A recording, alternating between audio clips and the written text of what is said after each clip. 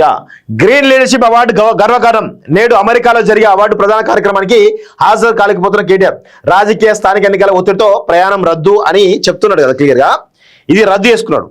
Immediate గా ఏమైంది ఇక్కడ, తాల్ హెల్త్ ఫెస్ట్ కి కేటీఆర్ కు ఆహ్వాన పత్రిక అందించిన హాస్పిటల్ CEO అక్టోబర్ 24లో యుఎస్ లోని శాన్ డియాగోలో కార్యక్రమం అంటూ చూస్తా ఉన్నాం. సో ఇక్కడ అక్టోబర్ 24, ఇప్పుడు ఏంది సెప్టెంబర్ 24 ఉన్నటువంటి మీటింగు అక్టోబర్ 24 పోస్ట్పోన్ అయింది. అంటే ఒక డీల్ ఏదైతే ఉందో, ఈ రోజు ఒక డీల్ కావాలి, యాక్చువల్గా అమెరికాలో ఒక డీల్ జరగాలి, ఆ డీల్ క్యాన్సిల్ అయింది కాబట్టి ఆయన పోలేదు.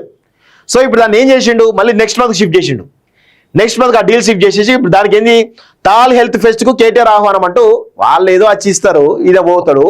అది కేవలం ఈ గ్రీన్ లీడర్షిప్ అవార్డు గర్వకారణం అని గ్రీన్ లీడర్షిప్ అవార్డు తీసుకోవడానికి పోతాడు.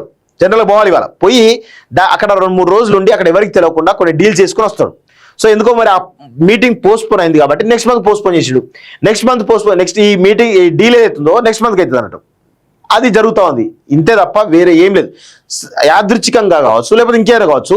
ఈ నెల 20 ఈ రోజు పోవాలి కేటీఆర్, పోలేదు, మళ్ళీ వచ్చే నెల 20 పోస్ట్పోన్ అయింది. అంటే అర్థం చేసుకోండి ఎట్లా డేట్లు కూడా మ్యాచ్ అవుతున్నాయి. చూడండి 100% కేటీఆర్ ఒక దుర్మార్గమైనటువంటి ఒక ఏదో పెద్ద ప్రయత్నం కుట్ర చేయబోతున్నాడు అమెరికాలో. దానికోసమే ఈ దోబుచ్చులాటంతా అంతా బయటకేమో ఇవి చెప్తా ఉన్నారు, కానీ లోపల జరిగేదేమో వేరే విషయం.